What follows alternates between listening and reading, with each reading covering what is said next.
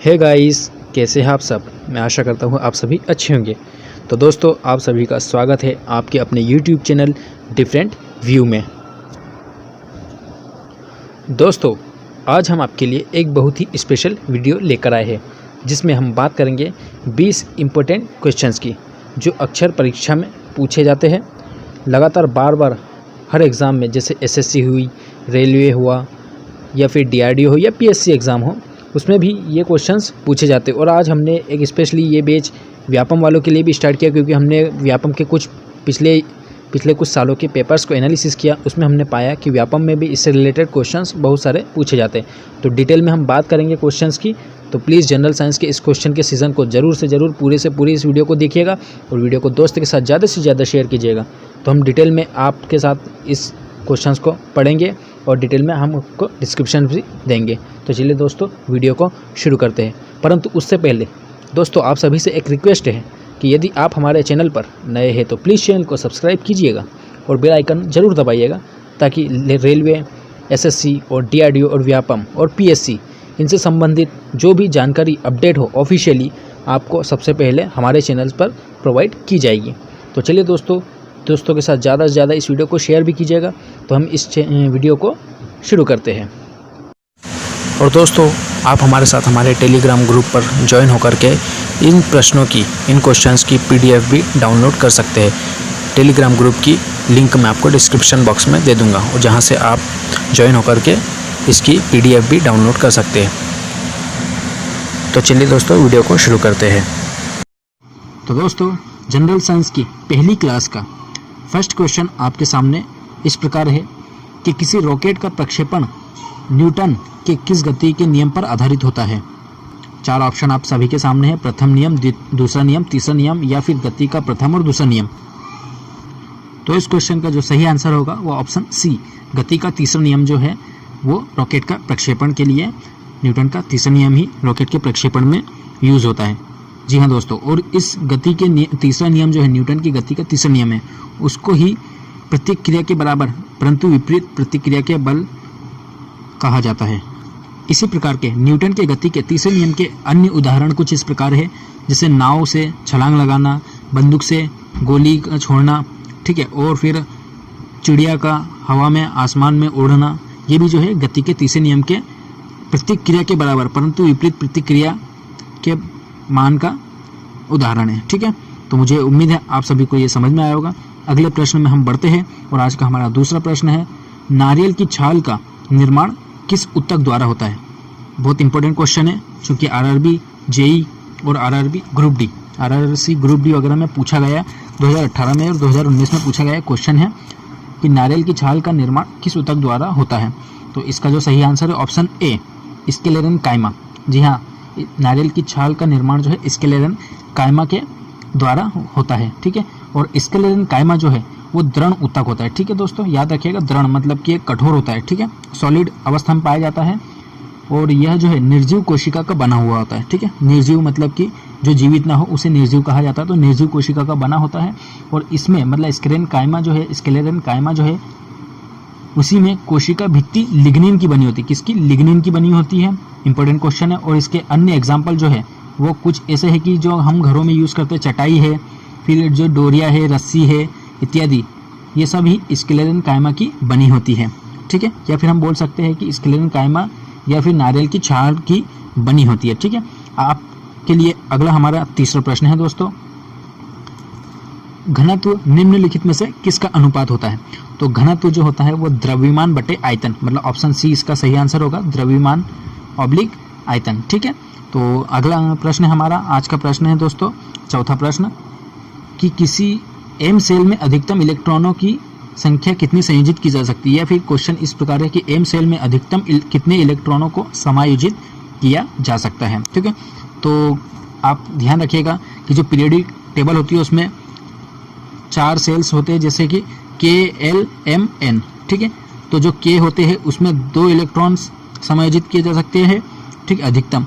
और L में 8 होते हैं, M में 18 होते हैं और N में 32 होते हैं। ठीक है, तो KLMN मतलब 2, 8, 18, 32। ठीक है, तो यहाँ पर बात हो रही M की, तो M में कितने हो जाएगा, अधिकतम इलेक्ट्रॉन्स की कितनी संख्या समायोजित की जा सकती है, तो 18।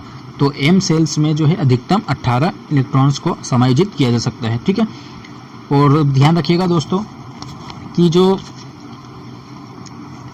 पीरियोडिक टेबल जो है, आधुनिक पीरियोडिक टेबल जो है वो किसने दी थी, वो मोसले ने दी थी। और जो सबसे पहले 1869 में जो पीरियोडिक टेबल जिसको जर्मनी की एक पत्रिका में लॉन्च किया गया था या फिर अपडेट किया गया था, प्रदर्शित किया गया था। ठीक है, तो वो जर्मनी की पत्रिका में जिसे लॉन्च किया गया था, अपडेट किया गया था या फिर छापा गया था, तो वो किसके द्वारा दी गई थी, सबसे पहले मेंडेलीव द्वारा। ठीक है, मेंडेलीव द्वारा ही आवर्त सारणी या पीरियोडिक टेबल दी गई थी सबसे पहले। आगे बढ़ते हैं दोस्तों, और आज का हमारा 5वां प्रश्न है। दोस्तों आज का हमारा 5वां प्रश्न कुछ इस प्रकार है, ऊष्माक्षेपी अभिक्रिया वह अभिक्रिया होती है जिसमें, तो आप देख सकते हो 4 ऑप्शन है। पहला है ऊष्मा का अवशोषण होता है, दूसरा ऑक्सीजन की क्षति होती है या हानि होती है बोल सकते हैं, और तीसरा ऊष्मा निकलती हो, और चौथा जो है ऑप्शन डी ऑक्सीजन प्राप्त होती है। तो इसका जो सही आंसर होगा ऑप्शन सी ऊष्मा निकलती हो। ठीक है, तो ऊष्माक्षेपी वह अभिक्रिया होती है जिसमें ऊष्मा निकलती हो, बाहर निकलती हो। ठीक है, और इसी के विपरीत मतलब ऊष्माक्षेपी के विपरीत क्या होती है, रासायनिक अभिक्रिया होती है। ठीक है, या फिर ऊष्माशोषी अभिक्रिया भी कहा जा सकता है। ठीक है, तो इसके विपरीत जो होती है ऊष्माक्षेपी के विपरीत रासायनिक अभिक्रिया। ठीक है, जिसमें ऊष्माशोषी कहलाती है। ठीक है, जो कि ऊष्माशोषी कहलाती है। ठीक है, और ऊष्माक्षेपी जो होती है उसके जो उदाहरण है वो जैसे हाइड्रोजन का जलना एक इसमें एक प्रमुख उदाहरण है कि हाइड्रोजन का जलना ऊष्माक्षेपी अभिक्रिया में। ठीक है, तो ऊष्माक्षेपी का जो उदाहरण है वो हाइड्रोजन का जलना। ठीक है, आगे बढ़ते हैं, और आज का हमारा अगला और छठा प्रश्न है दोस्तों, यदि किसी तत्व के नाभिक में 2 प्रोटॉन हो तो यह किस समूह से संबंधित होगा, तो ऑप्शन बी दूसरे समूह से। तो जो दूसरा समूह होता है उसी से उस तत्व के नाभिक में जो 2 प्रोटॉन हो तो वह दूसरे समूह से संबंधित होगा। ठीक है, आज का हमारा 7वां प्रश्न है दोस्तों, ऊपर उठाए गए हथौड़े के पास होती है, तो हम यहाँ पर डिस्कस करेंगे जो ऊपर उठाए गए हथौड़े होते हैं उनके पास कौन सी ऊर्जा होती है। चूंकि जो ऊपर उठाए गए हथौड़े के पास यांत्रिक ऊर्जा होती है जो कि स्थितिज ऊर्जा और गतिज ऊर्जा का योग कहलाता है। ठीक है, तो जो स्थितिज ऊर्जा और गतिज ऊर्जा का योग जो होता है वो यांत्रिक ऊर्जा कहलाती है, और जो ऊपर उठाए गए हथौड़े होती है उसके पास स्पेशली स्थितिज ऊर्जा होती है, परंतु अगर वो चल रहा है साथ में, जैसे ऊपर उठाए गए हैं तो उसको किसी प्रकार से हमने उठाया था। ठीक है, तो उसमें गतिज ऊर्जा भी होगी। ठीक है, तो ये मान के चलिए कि गतिज ऊर्जा और स्थितिज ऊर्जा दोनों के योग को यांत्रिक ऊर्जा कहा जाता है, तो ऊपर उठाए गए हथौड़े के पास यांत्रिक ऊर्जा होती है। इसी प्रकार से जो स्थितिज ऊर्जा होती है उसका जो फॉर्मूला होता है वो mgh होता है। ठीक है, अगर इसमें समय भी दे दिया जाए तो अपॉन में t हो जाएगा। ठीक है, और गतिज ऊर्जा जो होती है उसका फॉर्मूला होती है 1/2 mv²। ठीक है, तो आगे बढ़ते हैं दोस्तों, उम्मीद करता हूँ आपको समझ में आया होगा। आज का हमारा अगला और 8वां प्रश्न है, एक तत्व के परमाणु में 10 प्रोटॉन और 17 न्यूट्रॉन है, इसकी द्रव्यमान संख्या क्या होगी। ठीक है, तो इसी प्रकार से हम देखेंगे कि जो द्रव्यमान संख्या जिसे हम मास कह सकते हैं, एटॉमिक मास, ठीक है, जिसे ए से शो किया जाता है। ठीक है, तो उसको हम द्रव्यमान संख्या को न्यूक्लियन संख्या भी कहते हैं। ठीक है, न्यूक्लियन संख्या भी कहते हैं, याद रखिएगा। तो हम यहाँ पर देखेंगे कि जो द्रव्यमान संख्या होती है या एटॉमिक मास जो होता है जिसे ए से शो करते हैं वो क्या होता है, number of protons plus number of neutrons. ठीक है, मतलब कि प्रोटॉनों की संख्या प्लस न्यूट्रॉनों की संख्या, तो वही क्या कहलाएगा, द्रव्यमान संख्या। ठीक है, तो इसी प्रकार से हम देखेंगे प्रोटॉन की संख्या 10 है और न्यूट्रॉन की संख्या 17 है, तो दोनों को जब जोड़ेंगे तो द्रव्यमान संख्या प्राप्त होगी, मतलब 10 और 17 कितने हो जाएंगे, 27। तो बस इसकी जो द्रव्यमान संख्या होगी कितनी, ऑप्शन बी 27 होगी। आगे बढ़ते दोस्तों, आज का हमारा 9वां प्रश्न है, ओरिजिन ऑफ स्पेसीज प्रजाति की उत्पत्ति नामक पुस्तक किसने लिखी है। तो बहुत ही सिंपल सा क्वेश्चन है, इसका आंसर जो है वो ऑप्शन है डार्विन होगा, जिन्होंने ओरिजिन ऑफ स्पेसीज पुस्तक लिखी है। आगे बढ़ते हैं दोस्तों, आज का हमारा 10वां प्रश्न है, जंतुओं का सबसे बड़ा समूह कौन सा है। तो जंतुओं का जो सबसे बड़ा समूह है वो ऑप्शन बी आर्थ्रोपोडा है। ठीक है, आर्थ्रोपोडा रेलवे का फेवरेट क्वेश्चन माना जा सकता है कि ये बार बार पूछता है रेलवे कि जंतु जगत का सबसे बड़ा संघ कौन सा है, तो बस आर्थ्रोपोडा इसका सही आंसर होगा। आर्थ्रोपोडा में जो प्रमुख एग्जाम्पल पूछे जाते हैं वो कुछ इस प्रकार है कि जैसे तिलचिट्टा हुआ, मच्छर हुआ, मक्खी हुई या झींगा और केकड़ा आदि, ये सब आर्थ्रोपोडा से संबंधित होते हैं। आज का हमारा 11वां प्रश्न है, अगला प्रश्न 11वां है, ऊर्जा का उपयोग करते हुए पायरुवीक का विघटन कहाँ होता है। ठीक है, तो इसका जो सही आंसर होगा ऑप्शन सी, माइटोकॉन्ड्रिया में। ठीक है, अब माइटोकॉन्ड्रिया होता क्या है, तो माइटोकॉन्ड्रिया जो है जीवाणु और नीलहरी शैवाल को छोड़कर अन्य सभी सजीव, पादप और जंतु कोशिकाओं के कोशिका द्रव्य में अनियमित रूप से बिखरे हुए दोहरी झिल्ली आबंध कोशिकांगों माइटोकॉन्ड्रिया कहलाते हैं। ठीक है, जो कोशिकांग होते हैं, जो दोहरी झिल्ली के आबंध कोशिका होते हैं, ठीक है, वो माइटोकॉन्ड्रिया कहलाते हैं। ठीक है, और माइटोकॉन्ड्रिया जो होते हैं उसी पावर हाउस भी कहते हैं। ठीक है, कोशिका का पावर हाउस भी कहते हैं या ऊर्जा ग्रह भी कहते हैं। ठीक है, कोशिका का ऊर्जा ग्रह किसे कहा जाता है, क्वेश्चन पूछा जाता है कि कोशिका का ऊर्जा ग्रह किसे कहा जाता है, तो माइटोकॉन्ड्रिया को। ठीक है, और दोस्तों ध्यान रखिएगा कि माइक्रोस्कोप से देखने पर जो माइटोकॉन्ड्रिया होती है वो गोल, लंबे या अंडाकार दिखाई देते हैं। इसी प्रकार से दोस्तों आज का हमारा अगला और 12वां प्रश्न है, निम्न में से कौन सी एक निष्क्रिय गैस है। ठीक है, तो जो है इसका आंसर जो है ऑप्शन डी, क्रिप्टॉन जो है एक प्रकार के निष्क्रिय या हम कह सकते हैं अक्रिय गैस ही है। ठीक है, इसकी एक ट्रिक भी है दोस्तों, मैं जल्द ही आपको एक वीडियो प्रोवाइड करूंगा जिसमें अक्रिय गैसों की ट्रिक बताऊंगा। तो इसी वीडियो को दोस्तों ज़्यादा से ज़्यादा देखते रहिए, पूरी देखिएगा और दोस्तों के साथ ज़्यादा से ज़्यादा शेयर कीजिएगा। चलिए आगे बढ़ते हैं दोस्तों। जब क्रिप्टॉन की बात हुई है तो हम आपको ये भी बताते चले कि जो क्रिप्टॉन होती है उसकी जो परमाणु संख्या होती है वो 36 या 36 बोल सकते हैं हम, 36 होती है, और उसका परमाणु द्रव्यमान जो है 83.798 होता है, ये अप्रोक्सीमेट हम बोल सकते हैं 84। जो क्रिप्टॉन की परमाणु द्रव्यमान संख्या होती है वो कितनी होती है, तो 84 होती है। ठीक है, आगे बढ़ते हैं दोस्तों। आज का हमारा अगला प्रश्न है 13वां प्रश्न। 13वां प्रश्न कुछ इस प्रकार है, वस्तुओं की प्रवृत्ति जो उससे स्थिर या समान वेग से गतिमान रहने के लिए प्रवृत्त करता है क्या कहलाती है।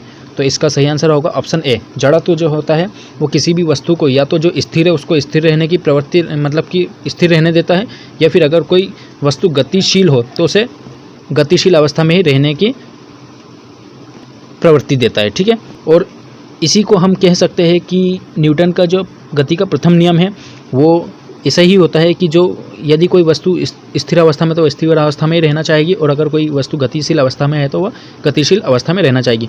तो जड़ा तो इसका सही आंसर होगा।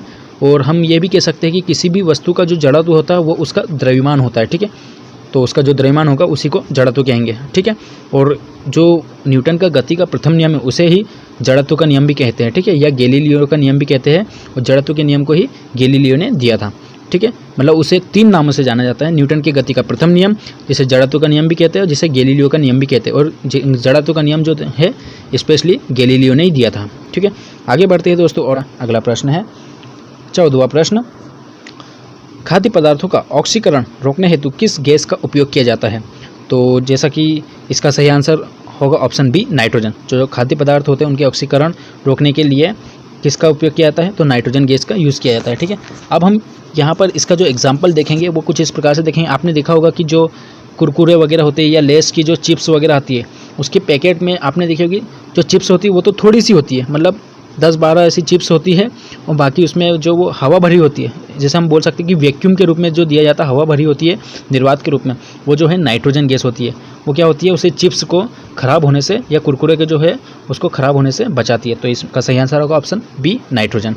इसी प्रकार से आज का हमारा अगला प्रश्न है 15वां प्रश्न दिया गया है, इनमें से कौन सी धातु को चाकू से आसानी से काटा जा सकता है। ठीक है, तो लोको पायलट की एग्ज़ाम जो हुई थी 2018 में, उसमें ये क्वेश्चन पूछा गया था कि 9 अगस्त को फर्स्ट शिफ्ट में ये क्वेश्चन पूछा गया था कि कौन सी धातु को चाकू से काटा जा सकता है। इसका जो सही answer option B, sodium. Sodium जो है उसी को चाकू से काटा जा सकता है। ठीक है, और सोडियम के अलावा जो चाकू से काटी जा सकने वाली धातु कौन कौन सी है, तो एक है लिथियम जिसे Li से शो करते हैं, दूसरा है सोडियम जिसे Na से शो करते हैं। ठीक है, और एक है पोटेशियम जिसे K से शो करते हैं। ठीक है, इसी प्रकार से जो गैलियम होती है वो हाथों में जल्दी पिघल जाने वाली धातु होती है। ठीक है, हाथों में जल्दी से पिघलने वाली धातु पूछे जाए तो गैलियम, और अगर चाकू से काटी जा सकने वाली अगर धातु पूछे तो लिथियम, सोडियम और पोटेशियम है। ठीक है, तो चलिए दोस्तों आगे हमारा 16वां प्रश्न है, आधुनिक आवर्त सारणी में कितने समूह और कितने आवर्त होते हैं।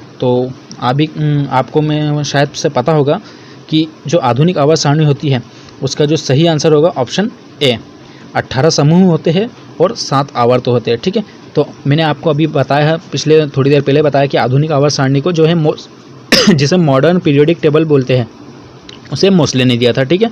और जो सबसे पहले जो आवर्त सारणी दी थी या पीरियोडिक टेबल दी थी उसे मेंडलीफ ने दिया था, ठीक है। तो आगे बढ़ते हैं दोस्तों, और इसका जो सही आंसर होगा ऑप्शन ए, 18 समूह और 7 आवर्त होता है, ठीक है। रेलवे ग्रुप डी में पूछा गया क्वेश्चन है, अभी फिलहाल एसएससी में भी पूछा गया क्वेश्चन है और रेलवे एएलपी में पूछा गया क्वेश्चन है। आगे बढ़ते हैं दोस्तों, और आज का हमारा 17वां प्रश्न कुछ इस प्रकार है कि 12 किलोग्राम द्रव्यमान वाली साइकिल का वेग 4 मीटर पर सेकंड है, तो साइकिल के पास गतिज ऊर्जा कितनी होगी, ठीक है। तो कभी कभी रेलवे में तो मैक्सिमम 1 या 2 क्वेश्चन 2 से 3 क्वेश्चन तो न्यूमेरिकल के बनते ही, फिजिक्स के न्यूमेरिकल के, जो कि फॉर्मूले बेस्ड होते हैं। फार्मूला अगर आपको अच्छे से याद होंगे तो आप इजीली उस क्वेश्चन को ट्रीट कर सकते हैं और जल्द से जल्द सवाल को सॉल्व कर सकते हो, ठीक है। तो इसका जो फार्मूला होगा, साइकिल के पास गतिज ऊर्जा, अभी मैंने आपको थोड़ी देर पहले बताया कि गतिज ऊर्जा का जो फार्मूला होता है वो होता है 1/2 mv², ठीक है। तो यहाँ पर हम देखेंगे जो इसने काइनेटिक एनर्जी पूछी है, ठीक है, मतलब गतिज ऊर्जा, तो इसका फार्मूला होता है 1/2 mv², ठीक है। अब यहाँ पर हम देखेंगे कि 1/2 इंटू फार्मूले में वैल्यू रखेंगे, ठीक है। तो kinetic energy is equal to 1/2 into m, मतलब मास कितना दिया, 12 किलोग्राम, ठीक है। और जो वेग है वो कितना है, v², मतलब कि 4 मीटर पर सेकंड, तो v² मतलब 4 × 4 हो जाएगा, ठीक है, क्योंकि वेग यहाँ पर 4 मीटर पर सेकंड दिया गया। तो अब यहाँ पर हम जैसे इसको सोल्व करेंगे तो ये काटेंगे हम 2 से, ठीक है, 4 को काट देंगे तो 2 दूनी 4, ठीक है। यहाँ पर हो गया 4 दूनी 8, 12 8 96, तो इसका जो सही आंसर होगा वो 96, ऑप्शन डी इसका सही आंसर होगा 96। उम्मीद करता हूँ दोस्तों आपको समझ में आएगा। अगर आपको फार्मूला अच्छे से याद है तो आप उसको 5 से 10 सेकंड में ही क्वेश्चन को सॉल्व कर लेंगे और आपके पास समय भी बचेगा और आपको 1 नंबर पूरा की पूरा मिल जाएगा। और आप जानते हैं कि एग्ज़ाम में एक नंबर, या हम ये कह सकते हैं कि कॉम्पिटिटिव एग्ज़ाम में पॉइंट की वैल्यू भी बहुत है, पॉइंट मार्क्स 0.001 मार्क्स की भी बहुत ही अहमियत होती है, ठीक है। तो क्योंकि यही डिसाइड करते हैं कि आप इस ओर हो या उस ओर, मतलब कि सक्सेस हो या अनसक्सेस हो, ठीक है। उम्मीद करता हूँ आपको समझ में आएगा। आज का हमारा अगला प्रश्न है 18वां प्रश्न, महासागरों में मौजूद शैवालों की विशाल मात्रा किसका अंतहीन स्रोत उत्पन्न कर सकती है। तो जो ऑप्शन डी मीथेन जो है वो महासागरों में मौजूद शैवालों की विशाल मात्रा को सोर्स को उत्पन्न कर सकती है, ठीक है। अब ये यहाँ पर मीथेन आया, तो मीथेन का जो फार्मूला होता है वो क्या होता है, CH4, ठीक है। मीथेन का जो रासायनिक सूत्र होता है वो CH4 होता है, ठीक है। और समुद्र में वैज्ञानिकों ने 3000 गीगाटन मीथेन की खोज की है, जो कि एक रोमांच भरा उनके लिए वो रहा है।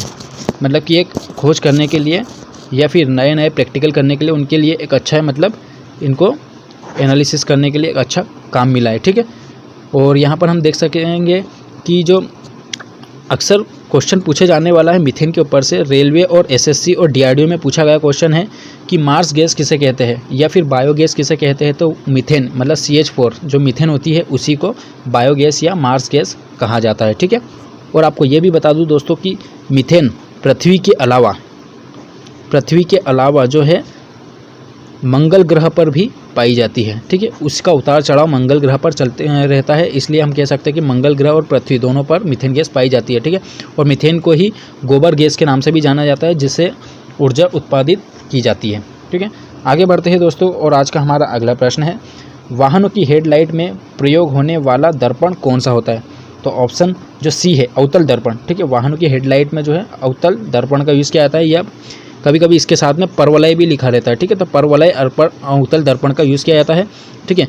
और जो नाक कान गले के जो डॉक्टर्स होते हैं उनके पास जो दर्पण होता है वो भी अवतल दर्पण होता है। जो नाई होता है या हम बोल सकते हैं हजाम के पास जो दर्पण होता है वो भी अवतल दर्पण होता है, ठीक है।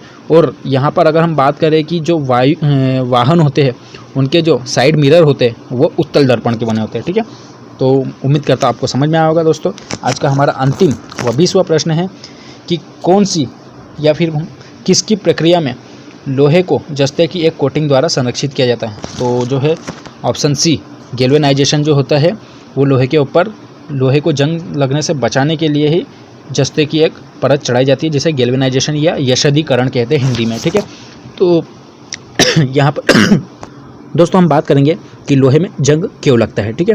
तो जब लोहे से बने कोई भी सामान हो, ठीक है, या कोई रॉड वगैरह हो, तो उसमें नमी वाली हवा में ऑक्सीजन से प्रतिक्रिया करते हैं, ठीक है। जो नमी वाली हवा रहती है ना वो ऑक्सीजन के साथ प्रतिक्रिया करती है, ठीक है। तो जब वो रॉड नमी वाली हवा में ऑक्सीजन से प्रतिक्रिया करेगी तो लोहे पर एक भूरे रंग की परत बन जाती है, ठीक है, जिसे आयरन ऑक्साइड कहते हैं, ठीक है। और आयरन ऑक्साइड से जो ऑक्सीजन की प्रतिक्रिया होगी उससे ही जंग लगना कहलाता है। ठीक है, तो बस जब जंग लग जाएगा तो क्या होगा कि उसको मतलब जंग लगने से बचाने के लिए हम जस्ते की एक परत चढ़ाई जाती है, फिर कोटिंग की जाती है, जिसे गैल्वेनाइजेशन कहते हैं। अब यहाँ पर कुछ इस प्रकार से भी क्वेश्चन बन जाता है एग्जाम में कि लोहे में जंग लगने से लोहे का भार क्या होता है, तो घटता है या बढ़ता है। तो इसका आंसर जो होगा, सही आंसर होगा ऑप्शन ए। हम बोल सकते हैं कि जो लोहे पर जंग लगने से लोहे का जो भार होता है वो बढ़ जाता है। ठीक है, लोहे का जंग लगने से लोहे का भार बढ़ जाता है। तो दोस्तों उम्मीद करता हूँ आपको ये वीडियो अच्छी लगी होगी और हमारे द्वारा जो डिस्क्रिप्शन दिया गया है, जो एक्स्ट्रा इन्फॉर्मेशन दी गई है, वो भी आपको पसंद आई होगी। तो दोस्तों वीडियो के दोस्तों के साथ ज़्यादा से ज़्यादा शेयर कीजिएगा और प्लीज़ चैनल को सब्सक्राइब कर दीजिएगा और बेल आइकन ज़रूर दबाइएगा। तो चलिए दोस्तों, इसी प्रकार से अगली और वीडियो को पाने के लिए हमारे साथ आप हमारे चैनल को प्लीज़ सब्सक्राइब कीजिएगा और बेल आइकन दबाइएगा और हमारे साथ टेलीग्राम ग्रुप पर भी ज्वाइन हो जाइए ताकि आपके पास हर अपडेट जल्द से जल्द पहुंची जा सके। तो चलिए दोस्तों, अगली वीडियो में मिलते हैं, तब तक के लिए अपना ख्याल रखिए। Okay, bye.